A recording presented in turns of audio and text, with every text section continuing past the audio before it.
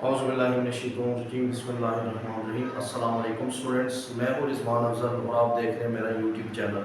उम्मीद करता हूँ स्टूडेंट्स आप भी खैरियत से होंगे, पढ़ रहे होंगे और खैर खैरियत से होंगे।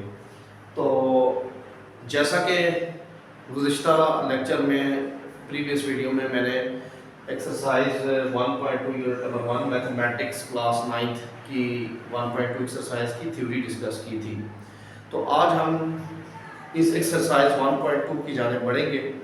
तो देखें, अब आपको खुद ही जो फर्स्ट क्वेश्चन पढ़ के ही अंदाज़ा हो गया होगा कि जो हमने इसकी जो थ्योरी डिस्कस की है वो कितनी इंपॉर्टेंट थी इस एक्सरसाइज के लिए, और शायद अगर हम उसको डिस्कस ना करते तो यहाँ हम फिर वो चीज़ें एक्सप्लेन करने के काबिल ना होते। तो बढ़ते हैं क्वेश्चन की जानिब। पहला क्वेश्चन जैसा कि आपको स्क्रीन पर शो हो रहा है, from the following matrices identify unit, row, column and null matrices. कहते हैं कि जी जो कुछ मैट्रिसेस आपको दिए गए हैं इनमें से आइडेंटिफाई करें, बताएं यूनिट मैट्रिक्स कौन सा है, रो मैट्रिक्स कौन सा है, कॉलम मैट्रिक्स कौन सा है एंड नल मैट्रिक्स कौन सा है। तो जैसा कि ये 0 0 0, तो जैसा कि हमने थ्योरी में एक चीज पढ़ी थी, देखी थी कि किसी भी मैट्रिक्स की अगर तमाम एंट्रीज 0 हो तो वो नल मैट्रिक्स होता है, चाहे वो किसी भी ऑर्डर का हो या जो भी उसमें उसका नाम हो। तो वो जो मैट्रिक्स होगा उसको हम, अगर उसमें एंट्री 0 है तो उसको हम नल मैट्रिक्स कहेंगे। तो ए क्या होगा हमारा, नल मैट्रिक्स। बी 2 3 4, इसकी शक्ल क्या बता रही है, ये रो फॉर्म में है, तो क्या होगा, रो मैट्रिक्स, रो मैट्रिक्स। अच्छा, रो मैट्रिक्स के साथ साथ स्टूडेंट्स यहां पर ये रेक्टेंगुलर मैट्रिक्स भी है। अगर देखें इसकी शेप, अगर आप देखें तो एक, जैसा कि हमने अपनी थ्योरी में इस चीज को वजाहत की थी कि इसकी जो शक्ल है वो एक रेक्टेंगल नुमा है, तो ये रेक्टेंगुलर मैट्रिक्स भी है, क्योंकि रेक्टेंगुलर मैट्रिक्स की बेसिक जो उसकी होती है कंडीशंस, उसमें यही है कि उसके नंबर ऑफ रोज और कॉलम्स आपस में बराबर नहीं होते। तो आप देख सकते हैं इसके एक रो है 3 कॉलम्स है, तो इसको हम रेक्टेंगुलर मैट्रिक्स भी कह सकते हैं।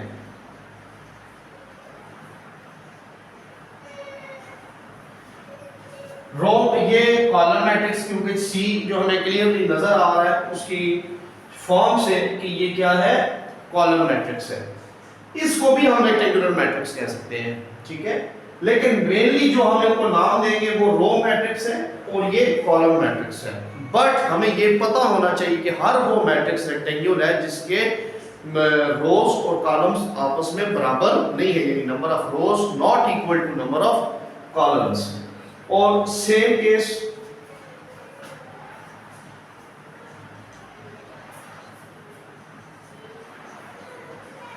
इसके साथ इसी तरह एक और इंफॉर्मेशन, स्क्वायर मैट्रिक्स कौन सा होता है जिसके नंबर ऑफ रोज और कॉलम्स आपस में बराबर होते हैं, तो ये देख लीजिए हमारा नल मैट्रिक्स है। लेकिन इसके साथ साथ ये स्क्वायर मैट्रिक्स भी है क्योंकि इसके नंबर ऑफ रोज और कॉलम्स आपस में बराबर है, ठीक है। तो ये एक स्क्वायर मैट्रिक्स भी है और नल मैट्रिक्स भी है, ठीक है। लेकिन फर्स्ट ऑफ ऑल जो हम इसको टाइप लिखते हैं वो नल में लिखते हैं। स्क्वायर हमें इंफॉर्मेशन के तौर पर पता होना चाहिए कि स्क्वायर हर वो मैट्रिक्स जिसके नंबर ऑफ रोज और कॉलम्स आपस में बराबर नहीं है वो स्क्वायर मैट्रिक्स है, ठीक है जी। अब ये यूनिट मैट्रिक्स है, ठीक है। तो जैसा कि हमने कल डिस्कस किया था कि डायगोनल, स्केलर और यूनिट मैट्रिक्स ये मिलते जुलते हैं। डायगोनल में क्या होगा, डायगोनल पोजीशन में होते हैं, डिफरेंट होते हैं। स्केलर में डायगोनल पोजीशन यानी क्रॉस पोजीशन में जो एंट्रीज होती हैं बाकी सारे 0 0 होते हैं, लेकिन वो सेम होते हैं लेकिन 1 नहीं होते। और जब 1 होता है तो उस डायगोनल मैट्रिक्स को हम यूनिट मैट्रिक्स कहते हैं। तो ये है हमारा डी जो है यूनिट मैट्रिक्स। लेकिन इसके साथ साथ यूनिट मैट्रिक्स के साथ साथ मैं वही बात करूंगा कि एक स्क्वायर मैट्रिक्स भी है। ई अगेन नल मैट्रिक्स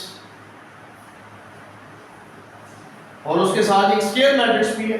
क्योंकि 1/1 है, नंबर ऑफ रोज और कॉलम्स आपस में बराबर है। कॉलम मैट्रिक्स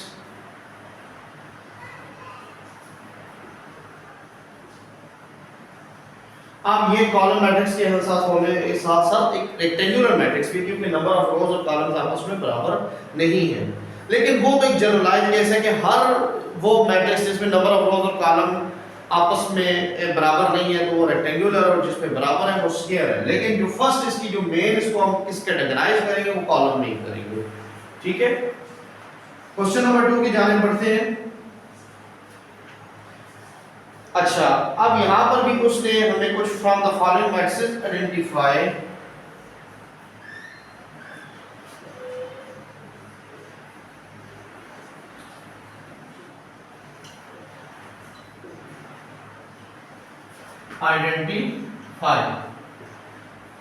तो यहां पर भी हमने आइडेंटिफाई करना है square matrix, rectangular matrix,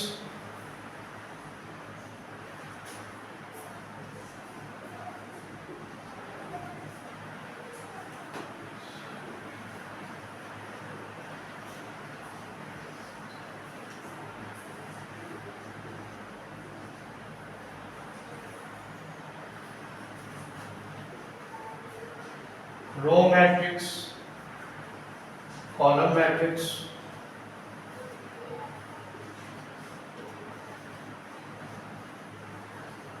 column matrix, identity matrix,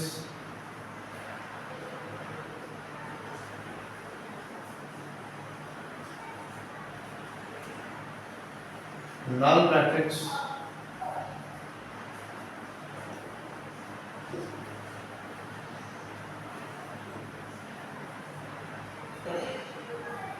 तो फर्स्ट इसका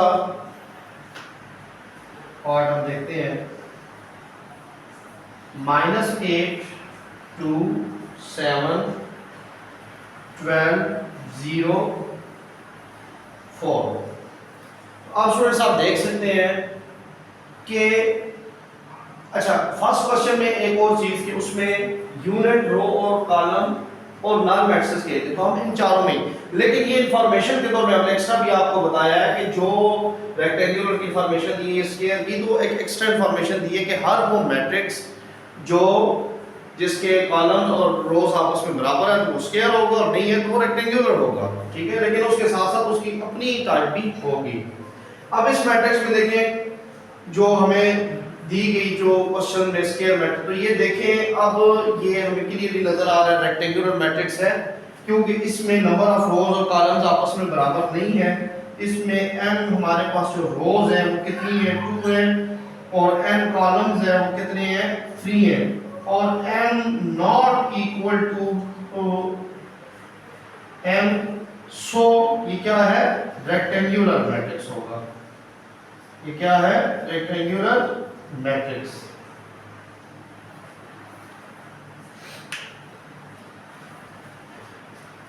स्टूडेंट्स नेक्स्ट पार्ट की जाने बढ़ते हैं।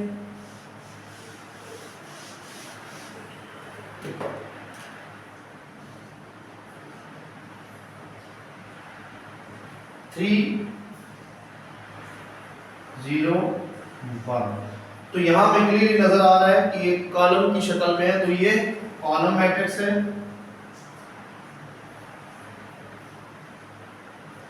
लेकिन इसके साथ साथ कॉलम मैट्रिक्स होने के साथ साथ ये एक रेक्टेंगुलर मैट्रिक्स भी है।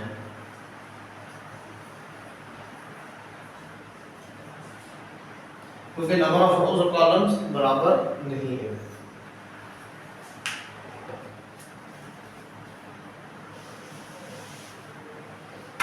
पार्ट नंबर 3 6 -4 3 -2, तो ये हमें क्लियरली नजर आ रहा है कि नंबर ऑफ रोज और कॉलम्स आपस में बराबर है। n जो रोज हैं वो 2 है और n भी 2 है, ये रोज होती है और ये कॉलम्स। ठीक है, तो m is equal to n बराबर है, तो ये स्क्वायर मैट्रिक्स होगा।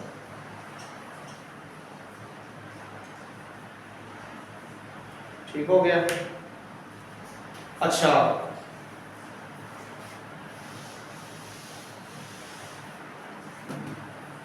फोर्थ वन में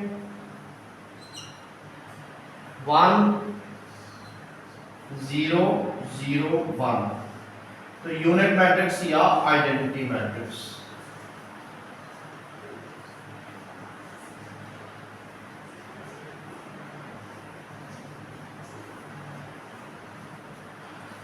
जब भी डायगोनल पोजीशन में 1 हो तो यूनिट या आइडेंटिटी मैट्रिक्स, डायगोनल पोजीशन में 1 के अलावा कोई भी डिजिट्स हो लेकिन वो सेम हो तो scalar, S for scalar, S for same. ये किसकी आप निशानी याद रखें, S for scalar, S for same. और अगर डिफरेंट हो तो उसे सिंपली डायगोनल मैट्रिक्स हम कहते हैं।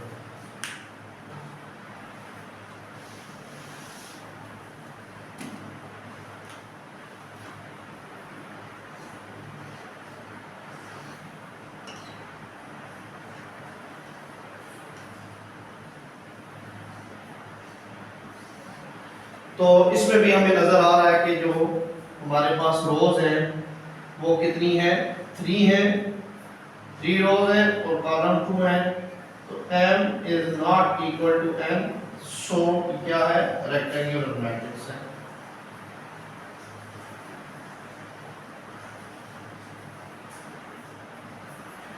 ठीक है जी।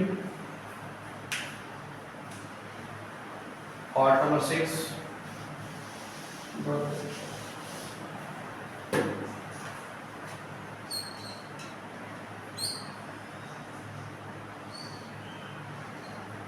3 10 -1 रो मैट्रिक्स।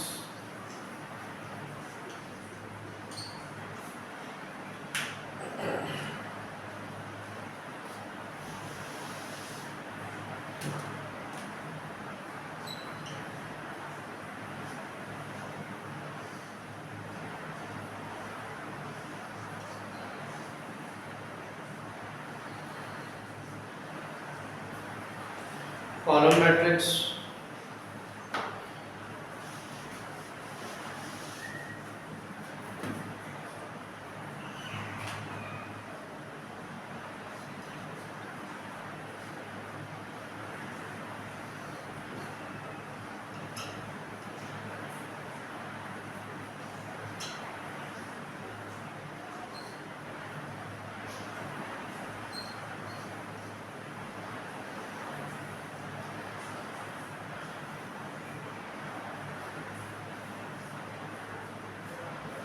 अब इसमें देख सकते हैं कि ये एक स्क्वायर मैट्रिक्स है, नंबर ऑफ रोज और कॉलम्स आपस में बराबर है, m रोज 3 है और n कॉलम्स भी 3 है, m is equal to n है। तो ये एक स्क्वायर मैट्रिक्स है।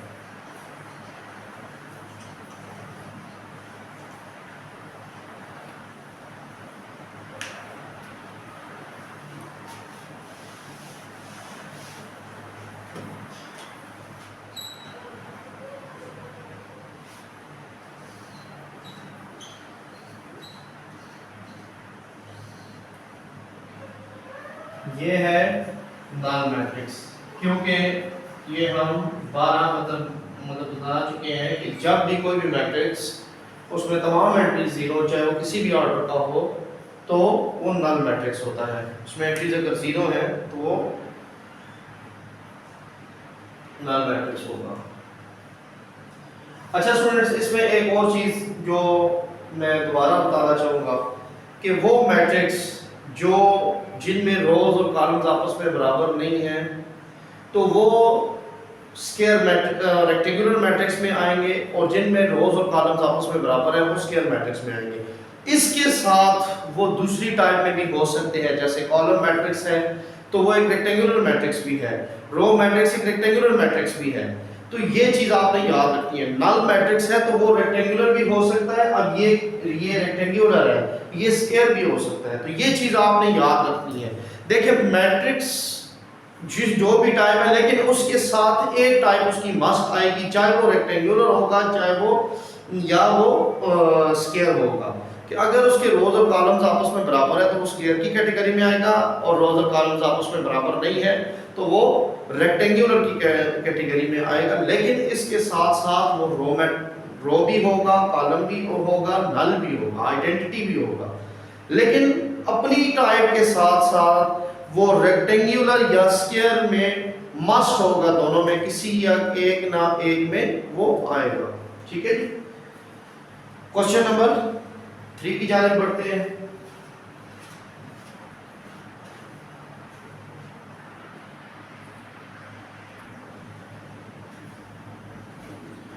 जी स्टूडेंट्स, क्वेश्चन नंबर 3 की जानिब बढ़ते हैं। From the following matrices identify diagonal, scalar and unit matrix. अच्छा, अब देखें ये सारे मैट्रिसेस, एक तो मैं आपको सबसे पहले बता दूं कि ये सारे ही डायगोनल की कैटेगरी में, डायगोनल वाली कैटेगरी में आते हैं। अब डायगोनल में हमारे पास 3 पोजीशन होती है, या तो वो डायगोनल होगा, या वो स्केलर होगा, या वो यूनिट होगा। तो देखें जब कोई भी एलिमेंट्स एंट्रीज डायगोनल पोजीशन में सेम हो, S for scalar, S for same, और 1 ना हो तो उसे हम स्केलर मैट्रिक्स का नाम देते हैं। डिफरेंट है डायगोनल पोजीशन में, अब बाकी 0 है तो डायगोनल मैट्रिक्स।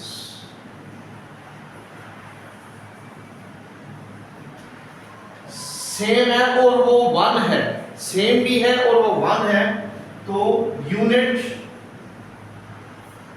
मैट्रिक्स या आइडेंटिटी मैट्रिक्स।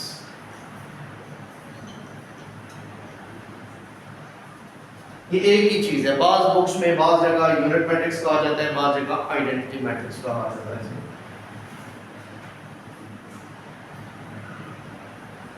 और डिफरेंट है, देखिए डायगोनल पोजीशन है लेकिन डिफरेंट है, एक तो 0 या 3 तो ये डायगोनल मैट्रिक्स होगा।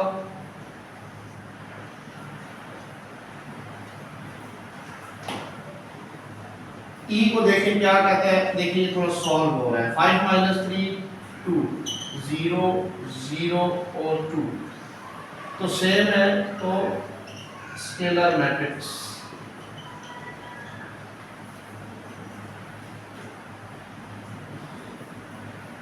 क्वेश्चन नंबर 4 की जानिब बढ़ते हैं।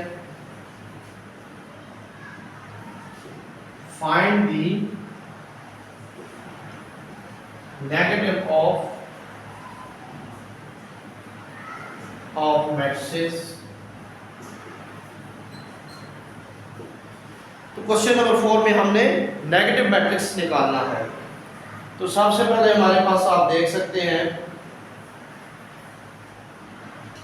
ए क्या है, 1 0 -1। तो स्टूडेंट्स नेगेटिव हमने अपनी प्रीवियस वीडियो थ्योरी में भी ये बताया था कि जब भी किसी मैट्रिक्स का नेगेटिव निकालना होता है तो हम उसके माइनस कॉमन ले लेंगे, अंदर साइन चेंज हो जाएगी। ये प्लस है तो माइनस हो जाएगा, 0 ना माइनस है ना प्लस है, और ये प्लस हो जाएगा। नेक्स्ट स्टेप में हम दोनों तरफ, यानी जो नेक्स्ट स्टेप आएगा वो दोनों तरफ मल्टीप्लाई करने से आएगा, माइनस साइन को दोनों तरफ मल्टीप्लाई, तो यहाँ माइनस आ जाएगा और यहाँ माइनस माइनस प्लस हो जाएगा, तो -1 0 +1। तो सो -a is required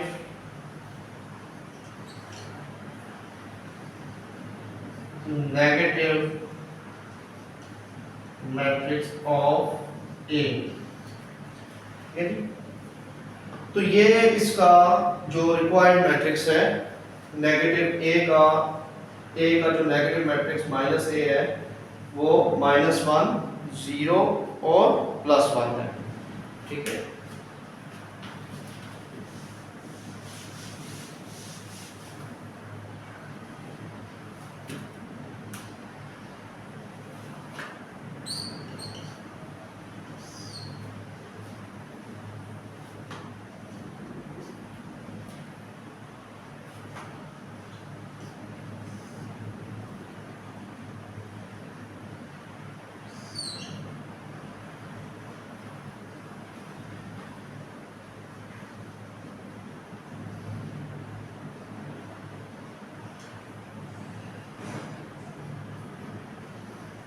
minus common लिया, अंदर साइन चेंज होंगे, 3 प्लस की वैल्यू थी वो माइनस में चेंज होगी, माइनस प्लस में होगी, ठीक है। और माइनस से मल्टीप्लाई कर दिया तो इधर प्लस हो गया, माइनस इधर आ गया, -3 + 1 -2 -1। तो negative b minus b is the required negative matrix of this b, okay.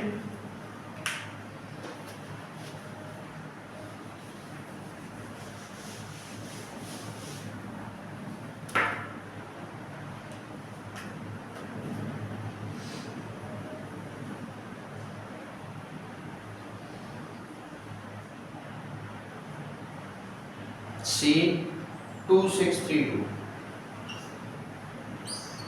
2632।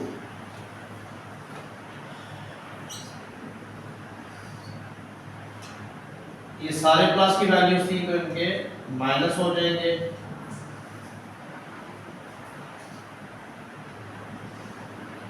Minus से मल्टीप्लाई किया तो माइनस आएगा, ये प्लस हो जाएगा। बाहर वाले माइनस की बात करो, अंदर साइन नहीं चेंज हो गई। So minus c is the required negative matrix of C।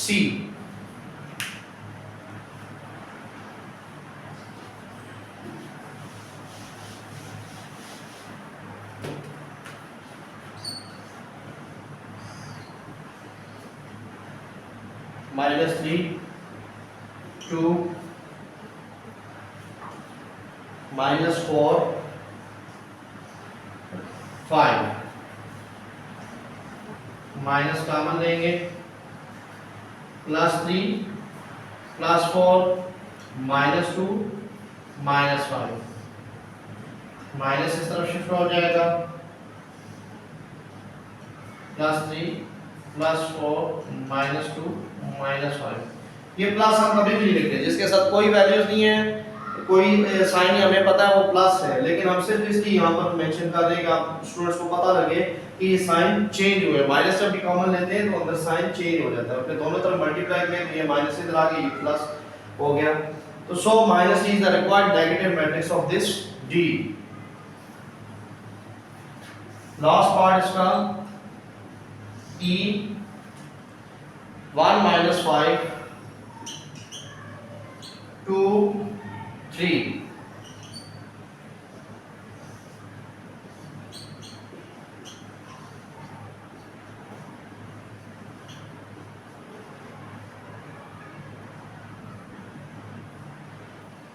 ये प्लस में है तो माइनस में शिफ्ट हो जाएंगे,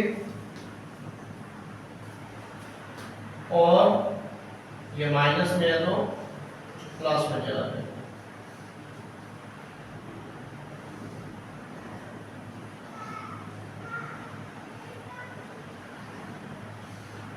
So minus E is the required negative matrix of E.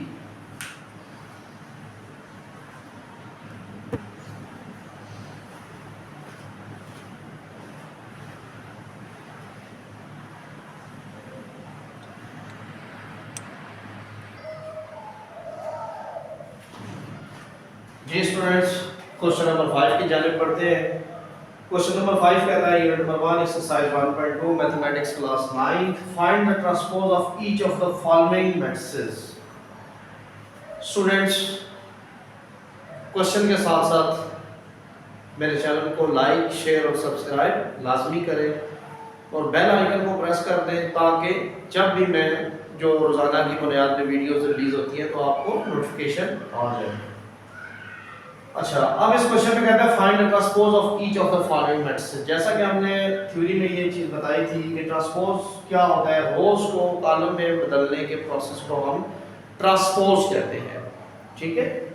किसी मैट्रिक्स के जो रोज और कॉलम्स को इंटरचेंज करने की जो प्रोसेस है उसको ट्रांसपोज कहते हैं। तो सबसे पहले हम ये ट्रांसपोज इसका शो करेंगे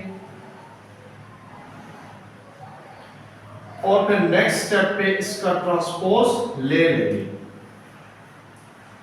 अब देखिए मैंने क्या कहा था, या रो को कॉलम में या कॉलम को रो में एक काम करना है, तो मोस्टली हम करते हैं रोज को कॉलम बना देते हैं, लेकिन अब ये कॉलम मैट्रिक्स है तो उसको रो मैट्रिक्स बना देंगे। और ये टी भी हमने खत्म कर दी क्योंकि अब हम इसका ट्रांसपोज ले चुके हैं।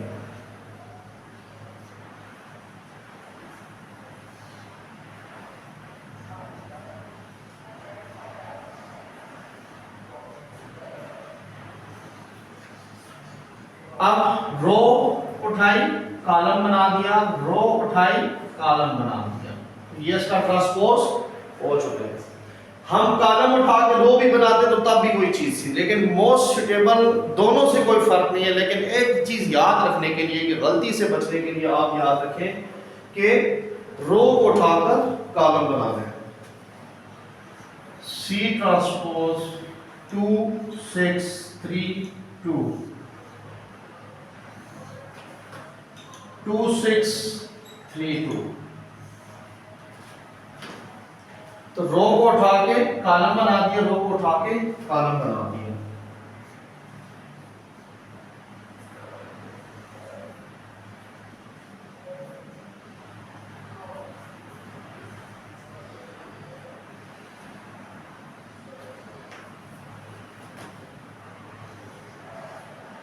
रो को उठा के कॉलम बना दिया, रो को उठा के कॉलम बना दिया।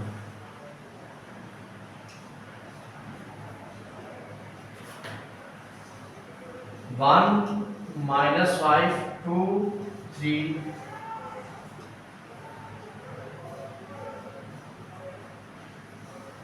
रो को उठा के कॉलम बना दिया, रो को उठा के कॉलम बना दिया।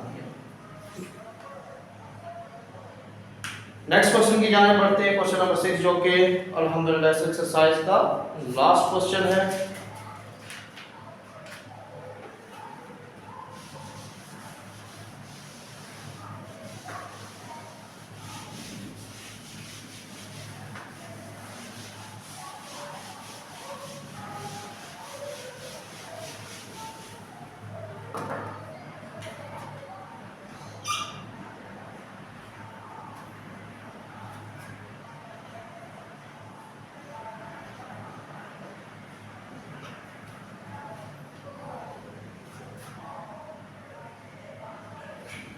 हमने वेरीफाई करना है if a is equal to क्या है 1 2 0 1 और बी क्या है 1 1 2 0। देन अच्छा स्टूडेंट्स, इसके दो पार्ट्स हैं, तो दोनों को क्वेश्चन है कि ये तो हम बोर्ड डिवाइड कर लेते हैं, इधर एक पार्ट लिख लेंगे और इधर दूसरा पार्ट। तो फर्स्ट पार्ट कहता है A transpose whole transpose is equal to A, और सेकंड पार्ट कहता है B transpose whole transpose is equal to B.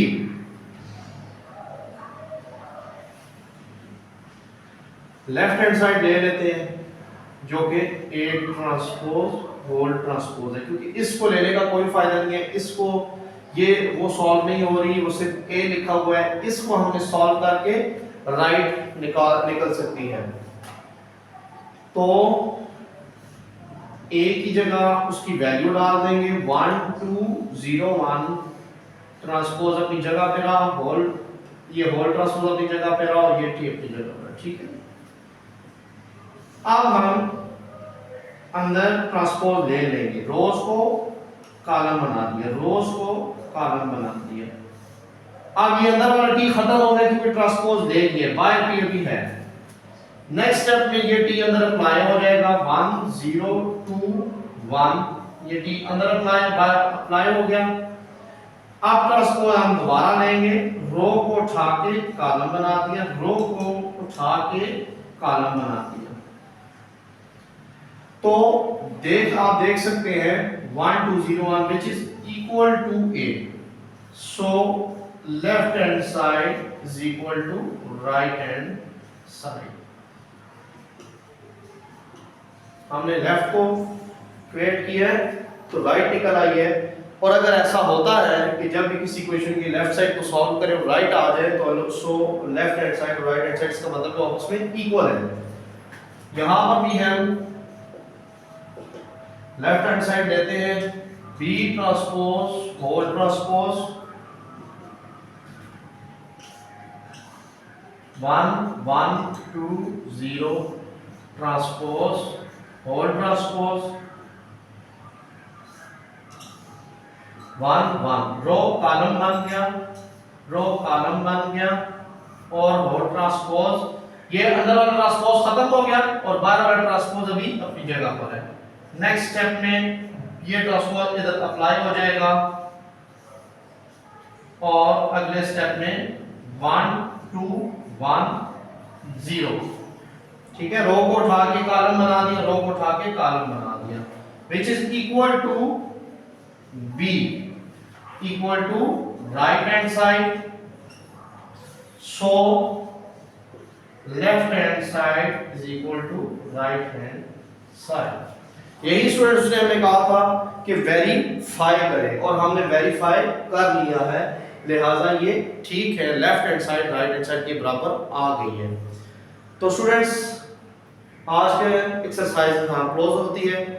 Next video में तब तक मुझे इजाजत दें, दुआ में याद रखिएगा और लाइक शेयर सब्सक्राइब करना भूलिएगा नहीं और बेल आइकन को लाजमी प्रेस करना है कि जो जो भी मेरी नेक्स्ट वीडियो जैसी मैं उसको रेडी करता हूँ अपलोड करता हूँ तो आपको बेल नोटिफिकेशन आ जाए और आप उसको बर वक्त देख सके। Thank you so much. अल्लाह हाफिज़।